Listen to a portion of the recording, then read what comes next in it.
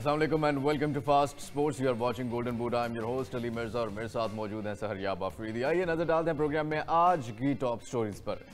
Messi के fans उनकी मोहब्बत में किस हद तक जा सकते हैं, इस पर एक तफसीली रिपोर्ट हमने तैयार की है जो प्रोग्राम में आज देख सकेंगे आप। इटालियन सीरिया, एक यादगार दिन। जी हाँ, नेपोली ने मैराडोना का 33 साल बाद सर फखर से बुलंद कर दिया। इंग्लिश प्रीमियर लीग में हुआ एक दिलचस्प match Brighton versus Manchester United के दरमियान, और बिल्कुल आखिरी लम्हात में मैकलिस्टर ने मैनचेस्टर यूनाइटेड के फैंस के दिल बुरी तरह से तोड़ दिए।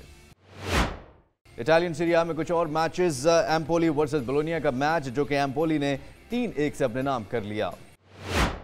ला लीगा में होने वाले मैचेस पर नजर डालें तो real Betis versus athletic club का मैच हुआ है और रियल बेटिस ने यह मैच 0 के मुकाबले में 1 गोल से जीतकर अपने नाम कर लिया। रायो वायोकानो वर्सेस रियल वैलाडोलिड के दरमियान होने वाले मैच में रायो वायोकानो ने रियल वैलाडोलिड को 1 के मुकाबले में 2 गोल से शिकस्त देकर मैच अपने नाम कर लिया। और आज प्रोग्राम में शामिल करेंगे the ultimate comparison of 2 legends. किसने जीती ये बाजी, ये देख सकेंगे आज के प्रोग्राम में आप। और आज के प्रोग्राम में आप देखेंगे कि नेमार किसके लिए हॉट प्रॉपर्टी बन गए, और पीएसजी के सस्पेंशन नोटिस के बाद मेसी ने क्या सख्त फैसला लेने का सोच लिया, ये सब कुछ देख सकेंगे आप आज के प्रोग्राम में।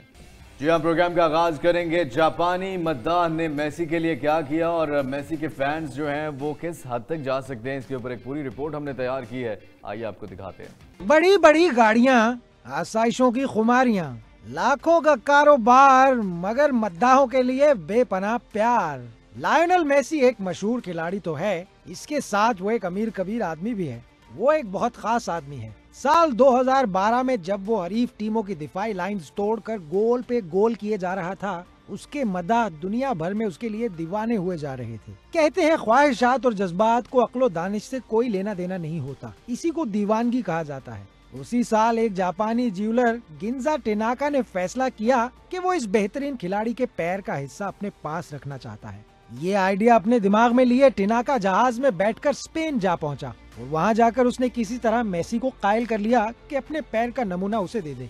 जापान में रिसेशन और बेरोजगारी की बढ़ती हुई शरह के बावजूद दीवाने ने $5 मिलियन में एक शाहकार बना डाला। उसने मेसी का बायां पांव नमूने के तौर पर मुजस्सम कर लिया। इस शाहकार को गोल्डन फुट का नाम दिया गया। इसके अलावा मेसी के पास कलाई में बांधने वाली घड़ियों का मजमुआ बहुत शानदार है। उसके पास $45,000 की रोलेक्स है, $1,20,000 की हॉबोल्ट है। ताज्जुब की बात यह है कि ये उसकी कलेक्शन में शामिल घड़ियों में टॉप 5 में नहीं आती। 2019 में जेकब एंड को ने एक स्पेशल एडिशन की घड़ी बनाई। इस घड़ी की मालियत $150,000 थी। इस घड़ी पर हीरो समेत नायाब नगीने जड़े हैं। जेकब और कंपनी ने मेसी के लिए इस तरह की दीगर महंगी घड़ियां भी बनाई, मगर ये उसकी तहवील में शामिल महंगी तरीन चीजों में से एक रही। मेसी की दीगर कीमती अशिया में शामिल उसका आईफोन है। उस फोन की मालियत लाखों में है। उस फोन के बैक साइड पर उसका नाम और शर्ट का नंबर लिखा हुआ है। जराए कहते हैं ये सोने का फोन है। वो अपने कैरियर में अब तक 7 बैलन डियोर अवार्ड्स जीत चुका है। ये अवार्ड्स भी अच्छी खासी मालियत के हैं। 2013 में क्रिस्टियानो रोनाल्डो ने अपना जीता हुआ बैलन डियोर अवार्ड $6 लाख में बेचा। अब उस हिसाब से मेसी के पास 7 अवार्ड्स हैं, तो इनकी मजमुई मालियत $4 मिलियन से भी जायद बन जाती है। घड़ियां, अवार्ड्स, ऐसा मालूम होता है कि इसे इजाफी तादाद में चीजें हासिल करना पसंद है। इसकी मलकियत में MIM होटल चेन भी है। ये दुनिया के उन होटल्स में शुमार किए जाते हैं जो निहायत जदीद और तरक्की याफ्ता साजो सामान और सहूलियात से आरास्ता हैं। ऐसे कई रिसोर्ट वो खरीद चुका है और रियल एस्टेट का धंधा फुटबॉल के साथ साथ बेहतरीन अंदाज में निभा रहा है। कारोबारी होने के साथ साथ वो एक फैमिली मैन भी है। लाखों की खरीदो फरोख्त करे, मगर अपने बीवी बच्चों की आसाइशों का भी बहुत ख्याल रखता है। उसकी सुकून तलब फितरत के बारे में एक मशहूर वाकया ये भी है कि इसके हमसाए बहुत शोर करते थे, जिससे इसका खानदान तकलीफ में रहता था। उसने आस पड़ोस के सारे घर खरीद लिए। स्पेन में इसका पहला घर $2 मिलियन का था। उसने इसमें भी तमाम आसाइशों और अशियाए जरूरत का बंदोबस्त कर रखा है। उसके घर में स्विमिंग पूल के साथ एक फुटबॉल फील्ड भी है। जराए बताते हैं कि इसको इतनी हिफाजत फराहम की जाती है कि उसके घर के ऊपर से जहाज भी नहीं गुजरता। ऐसा ही शीश महल इसने फ्रांस में भी खरीदा है। इस घर में भी दुनिया की तमाम आसाइशें मौजूद हैं। उसके इस नए घर में 30 कमरे हैं, पार्किंग, गैराज और स्विमिंग पूल भी है। कहा जा रहा है कि वो जल्द अपने मदाहों को अपनी नई खरीद से हैरान कर देगा। वैसे मेसी अपने मदाहों का बड़ा ख्याल रखता है। उसने अपने फैंस को अपनी जिंदगी का एक हिस्सा देने का फैसला कर लिया है। जराये से हासिल होने वाली मालूमात के मुताबिक मेसी ने मद्दाहों के लिए मेसी एक्सपीरियंस पार्क बनाने का फैसला किया है। इस पार्क में मूवी थिएटर, वर्चुअल रियलिटी और होलोग्राम समेत बहुत कुछ है।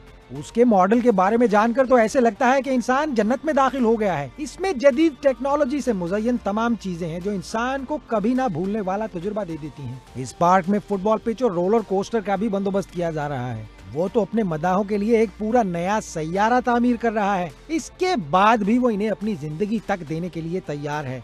वो बचपन में एक ऐसे आर्जे में मुब्तला हो गया था जिससे इंसान की खुद एतमादी खत्म हो जाती है। इसे ग्रोथ हार्मोन्स डेफिशिएंसी थी। डॉक्टर्स ने उसकी सर्जरी करना चाही, मगर मेसी के घर वालों के पास इतने पैसे नहीं थे। अर्जेंटीना में कोई भी उनकी मदद करने को तैयार नहीं था। बार्सिलोना ने उसकी बुझती उम्मीदों के चिराग फिर से रोशन कर दिए। कामयाब होने के बाद वो अपने जिद्दोजहद वाले दिन नहीं भूला। उसने अपने मदाहों के लिए एक वेलफेयर फाउंडेशन तामीर करवाई। उसने अपने रिकॉर्ड ब्रेकिंग बूट बेचकर सारे फंड्स बच्चों को दे दिए। वो यूनिसेफ के लिए डेविड बेकम जैसे मशहूर खिलाड़ियों के साथ मिलकर भी काम कर चुका है। वो लाखों डॉलर खैराती कामों और फलाही मकासद में लगा देता है। ये उसकी जिंदगी के बेहतरीन गोल्स हैं जो उसने फुटबॉल फील्ड से बाहर की दुनिया में किए हैं। उसके पास एक प्राइवेट जेट भी है जिसमें वो सफर करता है। उसके पास कीमती गाड़ियां भी हैं। वो यकीनन एक ड्रीम लाइफ गुजार रहा है। जी हाँ, आपने देखी बहुत ही खूबसूरत एक रिपोर्ट मेसी की ज़िंदगी के ऊपर भी, और क्या क्या चीज़ें हैं वो जो उनके पास हैं आफरीदी, और इसके साथ फैंस के लिए जितना कुछ वो कर रहे हैं। अभी हमें कुछ देखने को भी मिला, कुछ और भी चीज़ें उन्होंने प्लान की हुई अपने फैंस के लिए भी, अपनी लाइफ के लिए तो वो कर ही रहे हैं इस पॉइंट को। और फैंस जो उनके लिए करते हैं, फिर जिस तरह हमने देखा कि जापानी एक फ़ैन ने सोने का पैर जो है वो बनवा कर रखा हुआ मेसी का अपने पास। किस तरह से देख रहे हैं? आपको कभी स्पोर्ट्स की हिस्ट्री में कोई ऐसा बंदा नज़र आता है जिसका इतना क्रेज़ या इस तरह से जो है वो पागलपन की हद तक जो है वो लोग चाहते हों जिससे, और जो ख़ुद भी जो है वो पूरी तरह से अपनी इन चीज़ों से इन्वॉल्व है और उससे यूटिलाइज़ करता है? बिल्कुल, एक पूरी जनरेशन को तब्दील कर देता है अपने साथ। मतलब उनके नामों के ऊपर अपने बच्चों के लोग नाम रख देते हैं, इतना क्रेज़ होता है। वाकई में ये सारा कुछ जो है एक सेलिब्रिटी, एक आइकन जब बनता है तो वो एक पूरे जनरेशन के लिए एक इंस्पिरेशन, ना सिर्फ इंस्पिरेशन होता है बल्कि उनकी ज़िंदगियाँ इंस्पायर होती है। अब मेसी को देख के कितने लोग होंगे जो अपनी मुश्किलात से फेस कर रहे होंगे और वो मेसी की स्टोरी देख के उनसे इंस्पायर होके वो भी सक्सेस की तरफ मतलब हार नहीं मानते, हार्ड वर्क करते हैं। बिल्कुल। मैराडोना को कम्पीट कर लिया है मेसी ने, या आपको लगता है मैराडोना का अपना एक मकाम है? हर बंदे का, मतलब उस जनरेशन में अगर आप देखें तो मैराडोना ग्रेट थे, क्योंकि अगर मतलब कंपैरिजन पे आ जाए तो फिर तो मैं मतलब कोई भी आपके साथ आर्ग्यू कर सकता है कि मैराडोना को भी बेहतर करार दिया जा सकता है और मेसी को भी। आप देखिए कि उस टाइम पे कोई फाउल्स और इतने रेफरी सख्त नहीं हुआ करते थे और रूल्स इतने स्ट्रांग नहीं थे। लेग ब्रेकिंग टैकल्स किए जाते थे और स्पेसिफिकली ज्यादा मुश्किल था, टारगेट किया जाता था उस एरा में। और ग्राउंड्स भी इस तरह के नहीं थे, फैसिलिटीज ऐसी नहीं थी, तो उस एरा में लोग तो समझते हैं कि वो आसान था दौर, इसमें तो आपको ये है इस तरह से है, बट वो ज्यादा मुश्किल था उसमें। इसमें तो आपको अगर कोई शोल्डर भी थोड़ा सा जोर से मारे तो आप गिर के फाउल ले लेते हो। एग्जैक्टली। और ये आपने कहानी देखी फैंस की, मेसी के फैंस की, और मेसी की भी अपने फैंस के लिए वो क्या करते हैं। जी हाँ, यहाँ पे एक छोटी सी ब्रेक का वक्त हुआ चाहता है। और welcome back to golden boot and Napoli are the champions after 33 years. Maradona ने 1990 में जीता था उनके लिए इटालियन सीरी आ का टाइटल, और यहाँ पर नेपोली ने मैच ड्रॉ करके भी जीत लिया। अब ये क्या कहानी है कि मैच ड्रॉ करके भी जीत लिया? जी हाँ, मैच ड्रॉ करने के बाद भी नेपोली ने 33 साल के बाद जो है वो इटालियन सीरी आ जीता है, ये टाइटल जीत लिया है। और मैराडोना ने लास्ट टाइम जीता था 1990s में, उसके बाद अभी जीता है और अभी मैचेस बाकी हैं। 5 मैच पहले ही जो है वो टाइटल रेस जीत इसलिए लिया है कि शुरू से ही रन बड़ा ज़बरदस्त चल रहा है नेपोली का। और आप जश्न भी देख रहे थे ग्राउंड के अंदर, क्या मोमेंट्स है। इटली की सबसे बेहतरीन टीम जो है वो हमें नजर आई है नेपोली। आफरीदी ऑज़िमैन 52वें मिनट में उन्होंने गोल किया जो कि इक्वलाइजर था। उससे पहले लॉवरिच जो हैं उन्होंने ओडिनेसे की तरफ से गोल्स किया। नेपोली आफरीदी कुछ मैचेस से अच्छा नहीं खेल रहा था और हमें ये खदशात भी थे कि ये किस तरह से आगे चलेंगे, लेकिन यहाँ पे मैच ऑल दो ड्रॉ किया है। परफॉर्मेंस के ऊपर तो शायद बात नहीं करनी चाहिए क्योंकि चैंपियन बन गए हैं, तो इसलिए अदरवाइज परफॉर्मेंस को बहुत क्लिनिकल नहीं लग रही थी। किस तरह से देखते हैं आप मैच को, थोड़ा सा बता दें, फिर हम उसके बाद में बात करते हैं चैंपियंस बनने की कहा। एक्चुअली में बिल्कुल आपने राइटली मेंशन किया कि नेपोली जो थी पिछले कुछ मैचेस से एक महीने से अच्छा नहीं खेल रही थी, जिसकी वजह से चैंपियंस लीग से भी बाहर हो गई। इसी मिलान ने उनको बाहर कर दिया। और इनका ये मतलब आप अगर कंपैरिजन करें पिछले 4-5 सीज़न से इनका ये सिलसिला चल रहा था कि एक तो बड़े अरसे बाद गटूसो ने इनको चैंपियंस लीग में पहुंचाया, चैंपियंस लीग के लिए भी क्वालिफाई नहीं करते थे। फिर एक और स्टेप आगे गए और पिछले कुछ 2 सीज़न पहले ऑलमोस्ट 91 पॉइंट्स के साथ भी टाइटल नहीं जीत पाए। और इसी तरह हुआ कि शुरू इनका अच्छा था और एंड पे आके ये पॉइंट्स लूज करते थे, जिसकी वजह से टाइटल रेस से आउट हो जाते थे। अब इस बार भी वो खदशात वापस से क्रीप इन, वो एक ऑटोमेटिक डर लगने लग जाता है कि उस स्टेज पे हम वापस आ गए, जीत के करीब तो पहुंच गए, ऐसा ना हो वो फिर से वही चीज़ हो जाए जो पहली बार हो चुकी है और बार बार हो रही है। तो वो डर भी हमें नज़र आया। लेकिन पिछला मैच अगर इनका देखा जाए तो वो सीरिया ने रीस्केड्यूल किया था, इनका वो मैच कहीं और फिक्स था, लेकिन इन्होंने सलर्निटाना के साथ नेपोली के होम पे किया ताकि नेपोली वो मैच से 1 पॉइंट ले, चाहे ड्रॉ करे या विन करे, और टाइटल जो है वो उनके होम पे ही हो सेलिब्रेशन। क्योंकि मोस्टली जो आपको कप मिलता है वो आपके होम वाले मैच पे मिलता है, जो आपका लास्ट होम मैच होता है उसी पे आपको मिलता है। लेकिन वो मैच अनफॉर्चुनेटली वो बैड स्पेल के नतीजे में हार गए। लेकिन इस मैच में ओडेनिजी में अवे मैच था, 1-1 से ड्रॉ, उनको ड्रॉ ही चाहिए था, वो ड्रॉ कर लिया और फाइनली वो जो स्टेप था टुवर्ड्स द ग्लोरी 33 इयर्स बाद। बिल्कुल, उस पर हम बात करेंगे, लेकिन पहले मैच स्टैट्स आपको दिखाते हैं। मैच स्टैट्स में क्या सूरत हाल थी दोनों टीम्स की तरफ से। 7 शॉट्स से नेपोली की तरफ से 7 ही थे और इनासे की तरफ से शॉट्स ऑन टारगेट आप देख रहे हैं यहाँ पर 4 थे, नेपोली की तरफ से 3 थे और इनासे की तरफ से पोजीशन 65% था, नेपोली की तरफ से 35% था और इनासे की तरफ से पासेस आप देख रहे हैं, पास एक्यूरेसी भी देख रहे हैं। कॉर्नर्स यहाँ पे 6 मिले हैं, नेपोली को 2 मिले हैं और इनासे को, और इस तरह से ये मैच जो है वो ड्रॉ रहा 1-1 गोल से। अफरीदी 33 साल बाद नेपोली का इटली का सबसे बेहतरीन क्लब बनकर सामने आना, किसी को पता नहीं था सीजन शुरू होने से पहले कि नेपोली जो है इस दफा सबको हैरान कर देगी और परेशान भी कुछ को किया इन्होंने। चैंपियंस लीग में भी हमें काफ़ी उम्मीदें थी, लेकिन एसी मिलान से अनफॉर्चुनेटली मैं तो कहूँगा हार गए। यहाँ पर ये विन किस तरह से, कितनी बड़ी विन है नेपोली के लिए कि उन्होंने 33 साल बाद, मैराडोना व्यूवर्स इसी नेपोली का हिस्सा होते थे। मैराडोना के लिए अच्छा वक्त चल रहा है, वो अर्जेंटीना वर्ल्ड कप जीत गई, यहाँ पे नेपोली ने 33 साल बाद, उन्होंने 36 साल बाद वर्ल्ड कप जीता, इन्होंने 33 साल बाद जो है वो और दोनों अचीवमेंट्स इससे पहले मैराडोना ने ही की थी। अर्जेंटीना के लिए भी वर्ल्ड कप उन्होंने जीता था और नेपोली के लिए सीरिया भी उन्होंने जीता था वाकई में। और थोड़ा सा ओवरव्यू में देता चलूं कि नेपोली ने इस सीजन जो था स्क्वाड को रिफ्रेश किया था पिछले 4-5 सीजन की डिसअपॉइंटमेंट से। अब देखिए कि उनके जो टॉप प्लेयर्स थे, ट्रीज मर्टन्स और इंसिनिया और कलिडू कुलिबाली, इन तीनों को उन्होंने जाने दिया। हालांकि इंसिनिया इतना परसिस्ट कर रहे थे कि उन्होंने अपनी सैलरी भी हाफ करनी चाहिए कि मुझे मतलब जाने मत दो, मैं सैलरी कट करके खेलना चाहता हूँ। लेकिन क्योंकि उसी स्टेप पे आके ये हारना शुरू कर देते थे तो उस वजह से स्पेलेटी ने सोचा कि स्क्वाड को रिफ्रेश करते हैं। और किसी ने नाम भी नहीं सुना था क्वारात्स्खेलिया का कि क्वेचा क्वारात्स्खेलिया कौन है और कहाँ से आया है। और उन्होंने डायनामो बटूमी से इनको खरीदा, जॉर्जिया का क्लब था, 10 मिलियन में। और ओजेमैन को 70 मिलियन में उनको तो अच्छे खासे दामों खरीदा था लियाल से। तो और किम मिन जे जो कि कोरियन डिफेंडर है, ये 3 ऐसे प्लेयर्स थे जो पिछले सीजन आए, खरीदे गए। होमवर्क बड़ा अच्छा था उनका, यानी उनकी नज़र बड़ी अच्छी थी, पता था उनको कहाँ पे प्लेयर्स ऐसे हैं जिनको वो बना सकते हैं। हाँ, और मतलब आप जब इस तरह के प्लेयर्स को खरीदते हैं जिसके बारे में बाकी लोगों को इतनी अवेयरनेस नहीं होती और इनका आइडिया नहीं होता इतना कि ये इस लेवल की क्वालिटी के प्लेयर्स बन सकते हैं, और स्पेलेटी ने उनसे वो काम लिया। डी लोरेंजो जो कि उनके कैप्टन है वो बहुत ही अच्छा खेले, लबॉटकोव जो थे वो उनका बहुत अच्छा सीजन था। तो ओवरऑल काफी अच्छे इनकी इस सीजन में रन था। अब एक हिस्ट्री बुक में इन्होंने अपने नाम रकम कर लिए हैं। Welcome back to golden boot. और यहाँ पर बहुत ही जबरदस्त एक मैच इंग्लिश प्रीमियर लीग का, जैसे कि आप देख रहे हैं, ब्राइटन वर्सेस मैनचेस्टर यूनाइटेड के दरमियान हुआ है।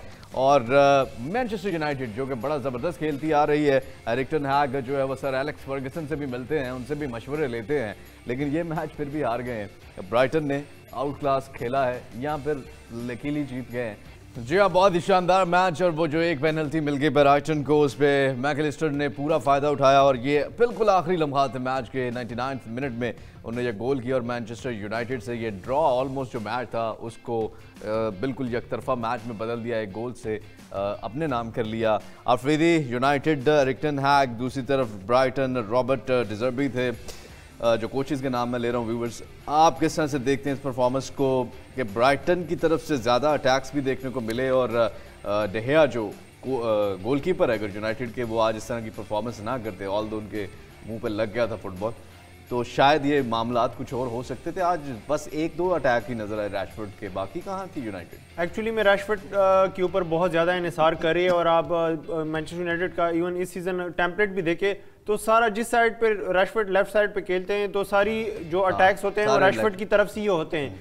और सारे प्लेयर्स भी फीड कर रहे होते हैं रैशफोर्ड को। हालांकि जैडन सैंचो पिछले 2-3 मैचेस से काफ़ी अच्छा खेले जो कि राइट पे खेलते हैं, वो चैनल भी यूटिलाइज करना चाहिए। अब ब्राइटन को पहले से ही पता था कि इनका रैशफोर्ड ही मेन प्लेयर है और सारे अटैक्स इधर से ही आने, तो उन्होंने काफ़ी अच्छी तरीके से न्यूट्रलाइज कर दिया था और ब्राइटन जो है डिजर्बी के अंडर बहुत ही आउटस्टैंडिंग परफॉर्मेंसेस दे रही है। हालांकि जब ग्रैहम पॉटर गए थे, क्योंकि स्टार्ट जो ये सक्सेस का स्टार्ट है वो ग्रैहम पॉटर ने करवाया था ब्राइटन का, और उसके बाद लगा था कि ग्रैहम पॉटर के साथ वो सक्सेस जो है वो चला जाएगा, लेकिन डिजर्बी ने उसको 4 चांद लगा दिए। अब हर मतलब जो स्ट्रेटजीज वो बनाते हैं एक मैच में, अगले मैच में जो टीम उनको स्टडी करती है उसके बाद कोई और स्ट्रेटजी के साथ आ जाते हैं और उस टीम को हरा देते हैं। अब मैनचेस्टर यूनाइटेड का इस सीजन का अगर टेम्पलेट देखा जाए, टॉप 10 टीमें जो टॉप 10 में हैं प्रीमियर लीग में, उनसे सिर्फ चेल्सी फुलहम से मैच जीते हैं और चेल्सी के साथ ड्रॉ किया है जो सबसे वीकेस्ट टॉप 10 टीम है। उसके अलावा किसी भी टीम से टॉप 10 में जो टीमें हैं किसी से भी मैच नहीं जीता, सबसे हार चुके हैं। ब्रेंटफोर्ड से भी हार चुके हैं, ब्राइटन से भी हार चुके हैं, आर्सेनल से भी हार चुके हैं, सिटी सबसे हार चुके हैं। तो ये एक तरह से एक सवालिया निशान है एरिक टेन हैग के ऊपर। बिल्कुल, और यहाँ पर स्टैट्स पे नजर डालते हैं, मैच के स्टैट्स क्या कहते हैं और वहाँ पर किस टीम की तरफ से क्या एफर्ट दी गई। आपके सामने स्क्रीन पर स्टैट्स आपको दिखाते हैं और ये है स्टैट्स। 16 मैनचेस्टर यूनाइटेड की तरफ से शॉट्स से, 22 जो है वो ब्राइटन की तरफ से शॉट्स लिए गए। शॉट्स ऑन टारगेट 5 थे मैनचेस्टर यूनाइटेड की तरफ से, 6 जो हैं वो ब्राइटन की तरफ से थे। पोजीशन भी आप देख रहे हैं 60% था ब्राइटन के पास जबकि 40% था मैनचेस्टर यूनाइटेड के पास। पास एक्यूरेसी भी देख रहे हैं, कॉर्नर्स भी आप देख रहे हैं, 6 कॉर्नर्स यूनाइटेड के थे, 8 जो है वो ब्राइटन के थे। ओवरऑल अफरीदी डोमिनेंस नज़र आया है ब्राइटन का, और वही बात यूनाइटेड जो है वो 1-2 अटैक्स के अलावा उनका डिफेंस भी वीक नज़र आया है और राइट चैनल यूज़ नहीं किया। अब ये हार किस तरह से देखते हैं यूनाइटेड की? ब्राइटन की तो आपने बताया, बड़ी ज़बरदस्त तारीफ की है, हार कैसे देखते हैं? बिल्कुल बहुत ही क्रूशल स्टेज पे आके ये हार हुई है क्योंकि अब आखिरी मैचेस हैं और अगर टॉप 4 में इन्होंने परमानेंट अपनी जगह बनानी है, चैंपियंस लीग के लिए क्वालिफाई करना है, तो इस स्टेज पे आके वो नहीं हार सकते। एग्जैक्टली। और क्या लगता है आपको यूनाइटेड अब आगे, क्योंकि इसके बाद पॉइंट्स टेबल की अगर बात करें तो पॉइंट्स टेबल भी ज़रा दिखाइएगा, पहले पॉइंट्स टेबल के ऊपर भी नज़र डाल देते हैं। अब लिवरपूल के लिए जो है वो काफ़ी मौका बना रही है। मैनचेस्टर यूनाइटेड 63 पॉइंट्स के साथ चौथे नंबर पर है और 59 है लिवरपूल के 5वें पोजीशन पर है। अफरीदी ब्राइटन छठे पे है और 55 पॉइंट के साथ। अब ब्राइटन, लिवरपूल, मैनचेस्टर यूनाइटेड ये फंस गई हैं। न्यू कैसल तो चले थोड़ी सी आगे है, वो भी 65 पॉइंट्स के साथ है। अगर हम बात करें यानी 3rd, 4th, 5 और 6, ये जो पोजीशंस हैं इन पे मैच बड़ा फंस गया है। 3rd पोजीशन को भी आप ऐड इसलिए कर दें क्योंकि न्यूकासल का अगला मैच आर्सेनल के साथ है और आर्सेनल के लिए भी बहुत बड़ा मैच है, न्यूकासल के लिए भी बहुत बड़ा मैच है। अगर न्यूकासल हारती है तो वो ओपन अप हो जाएगा पूरा का पूरा चैंपियंस लीग जो 2 पोजीशन है, 3rd और 4th। और ब्राइटन भी, इवन डिजर्बी ने भी कहा है कि हमारा जो ड्रीम है चैंपियंस लीग के लिए क्वालिफाई करने का, वो अभी तक खत्म नहीं हुआ, हम उसके लिए लड़ रहे हैं और आखिरी मैच तक लड़ेंगे। ऊपर से लिवरपूल भी फाइनल स्टेजेस में आके उन्होंने रेस में एंट्री मार ली है। जब से यूनाइटेड अब हारना शुरू कर दिया, एरिक टेन हैग ने ये भी मेंशन आउट किया कि हारना तो अलग बात होता है लेकिन जब आखिरी लम्हात में आप हारते हो तो उसका तकलीफ जो है, दर्द बहुत ज़्यादा होता है। दर्द तो होगा एरिक टेन हैग साहब, क्योंकि आपकी टीम अच्छा खेल ही नहीं रही थी, पूरे मैच में नहीं अच्छा खेली, तो दर्द फिर किस चीज़ का? आपकी परफॉर्मेंस ही नहीं है, आपकी टीम परफॉर्म ही नहीं कर रही, सिर्फ रैशफोर्ड ठीक है, उन्होंने अच्छी परफॉर्मेंसेस दी हैं लेकिन आप ब्रेंटफोर्ड से भी हारे हुए हैं, आप इतनी तनकीद हुई, उसके बाद जो है वो आप छोटी टीमों से सारे मैचेस जीते। जैसे अफरीदी आपने मेंशन किया कि टॉप 10 की टीम से इस यूजुअली मैचेस हारे ही हैं, तो फिर कहाँ पे बेहतरी है, कहाँ पे फिर रोनाल्डो को खिला लेते आप, क्यों उसको जाने दिया आपने? ये भी एक बड़ा सवाल है। आपने उसके साथ भी लड़ाई छेड़ ली, आपने उसको भी बेंच पे बिठा दिया, आपने उसको भी जुर्माने कर दिए, आपने उसके साथ भी नहीं बना के रखी। तो एनीवेज आपकी इन शॉर्ट ये कि मैच में ही वो परफॉर्मेंस नजर नहीं आई ना, सिर्फ 2 शॉट्स 3 शॉट्स ऑन टारगेट थे। दूसरी तरफ ब्राइटन जो है उन्होंने वो अगर ये मैच ड्रॉ भी होता तो परफॉर्मेंस उन्हीं की बेहतर थी।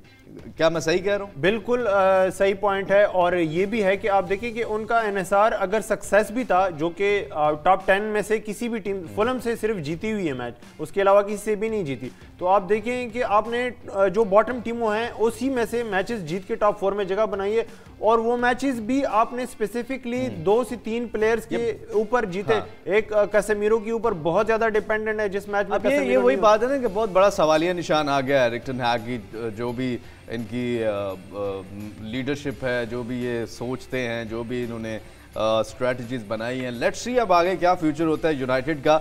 यहाँ पर जो प्लेयर हमने फीचर किए हैं मैकअलिस्टर, उन जी हाँ अर्जेंटीनियन प्लेयर, और वर्ल्ड कप में भी हमें देखने को मिले मैकअलिस्टर बेहतरीन परफॉर्मर हैं। इस मैच में भी बड़ा ज़बरदस्त खेला और गोल तो पेनल्टी पे किया, लेकिन उसके बाद भी इनकी क्या परफॉर्मेंस थी उस पर एक स्टैट्स आपको दिखाते हैं। आप देख रहे हैं यहाँ पे 89% पास एक्यूरेसी, पासिस जो कंप्लीट किए वो 50 थे। बॉल रिकवरीज आप देख रहे हैं यहाँ पर 12 थी, और जो ग्राउंड जोल्स 1 थे वो 8 थे। लॉन्ग बॉल्स कंप्लीटेड 4, क्रॉस जो कंप्लीटेड किए वो 2 थे, टैकल्स 1, 3, गोल 1। ये मैकअलिस्टर के स्टैट्स आपने देखे इस मैच में, बहुत ही इंपॉर्टेंट प्लेयर हैं और नेक्स्ट मैचेस में भी इंपॉर्टेंट होंगे और ब्राइटन को टॉप 4 की पोजीशन में लाने में अपना रोल जो है वो प्ले कर सकते हैं। यहाँ पर एक छोटी सी ब्रेक का वक्त हुआ चाहता है। Welcome back to golden boot और the ultimate comparison of 2 legend. जी हाँ, मेसी और रोनाल्डो की ये जो बहस है ये बड़े अरसे से चलती आ रही है और अभी भी वर्ल्ड कप जीतने के बाद भी खत्म नहीं हुई। कौन है the greatest of all time, इसके ऊपर एक कंपैरिजन वीडियो है जिसमें जो पंडित्स हैं, जो प्लेयर्स हैं, जो कोचेज हैं, उनकी क्या राय है दोनों प्लेयर्स के बारे में, आइए आपको दिखाते हैं। Who's the best player of all time? Cristiano Ronaldo is like, he's like an assassin, you know, he's like, the work he does on that field is surreal. Does Lionel Messi deserve to be called the greatest player in the world? Messi? Yeah, does he deserve to be called the greatest? For sure. Yes? Cristiano is the best player in the world. He played 15 years in the top. Messi or Ronaldo? Messi. Messi or Ronaldo? I'm going to go, if I was playing on any team on the planet, I'd bring Cristiano. When people ask me Messi or Ronaldo, it's always Ronaldo for me. Is it? Always. But it's a fun debate. What are you saying? It's a fun debate. Me, I'm Messi. Say something. For me, it's Messi. Best footballer in the world now. Messi. Best footballer ever. Messi or Ronaldo? Ronaldo. Who's the best player in the world?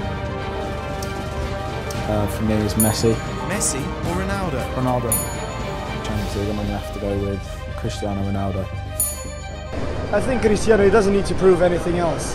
What he's done over the last 10-15 years, I think he showed to everyone that he's one of the best players ever. He doesn't need to prove himself anymore. Messi or Ronaldo? Lionel Messi. He's the best player in the world. Messi is the best player in the world. Who's the best player in the world? Lionel Messi. Who's the best player of all time?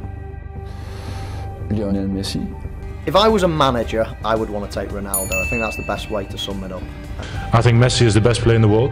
I think he deserves it as long as he plays. Look, I've said it before. He's the best player, not just I've played against, he's the best player I've ever seen.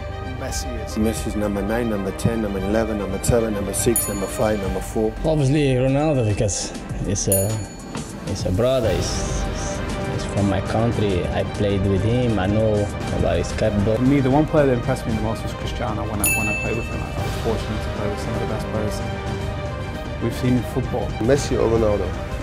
Messi. One word though. Messi or Ronaldo? Messi. Yeah, Messi all day. All day.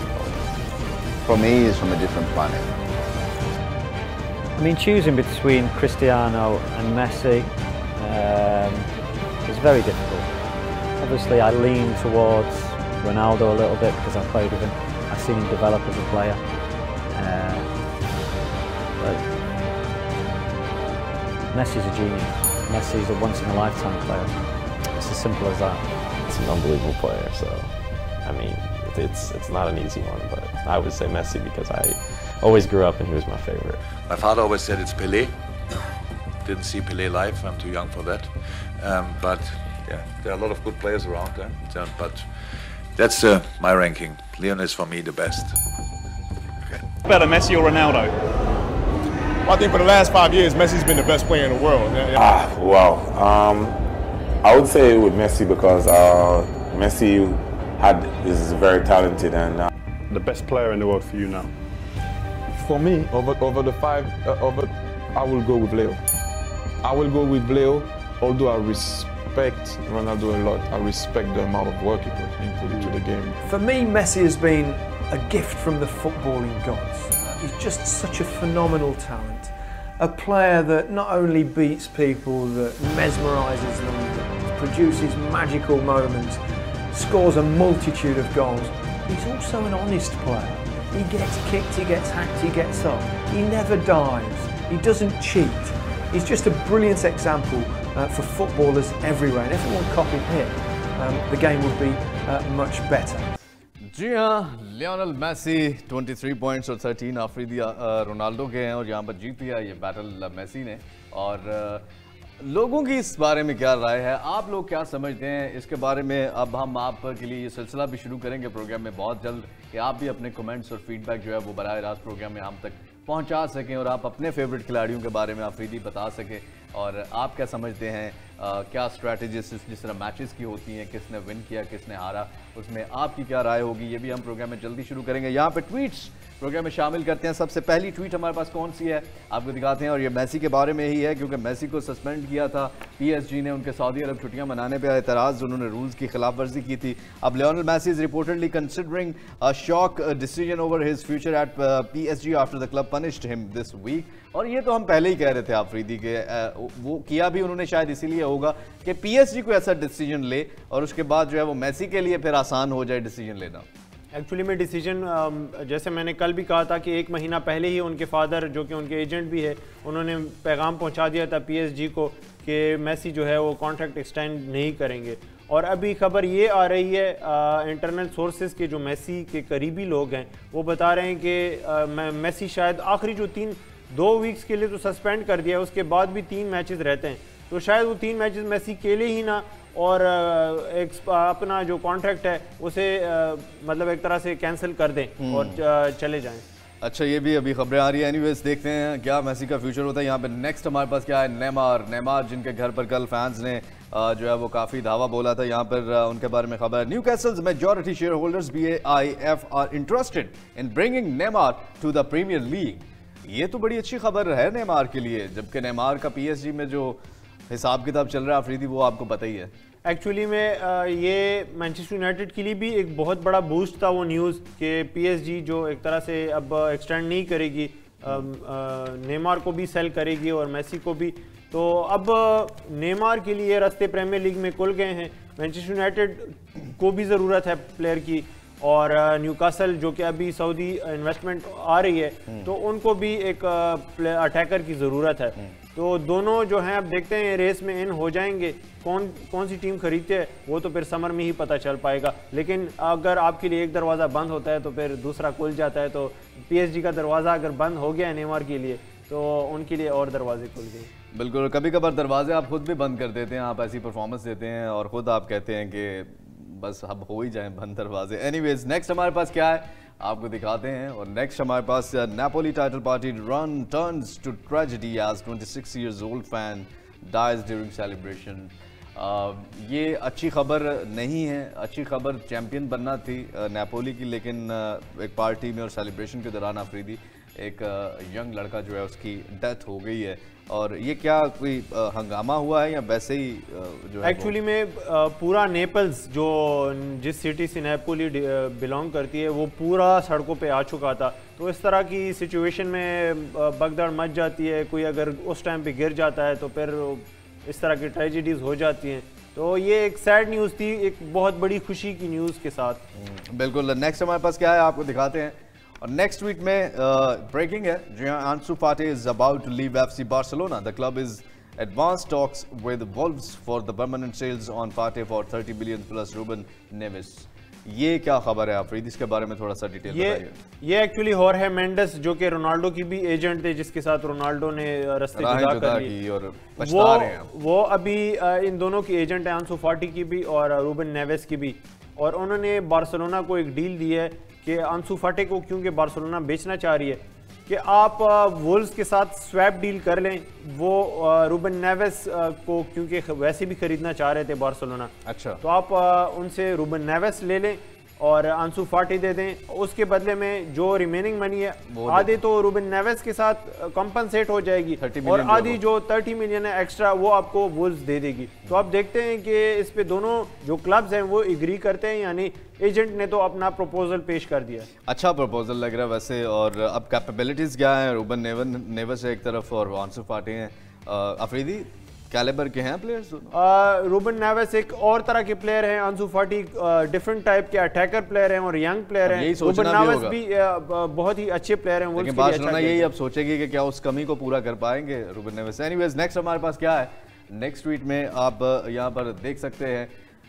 जी हाँ, ये जो Liverpool और Fulham का match हुआ था, Liverpool को आखिरी minute में पेनल्टी मिली थी और उस पेनल्टी के नतीजे में जो है वो लिवरपूल ने गोल किया था और मैच जीत दिया था फुलहैम से।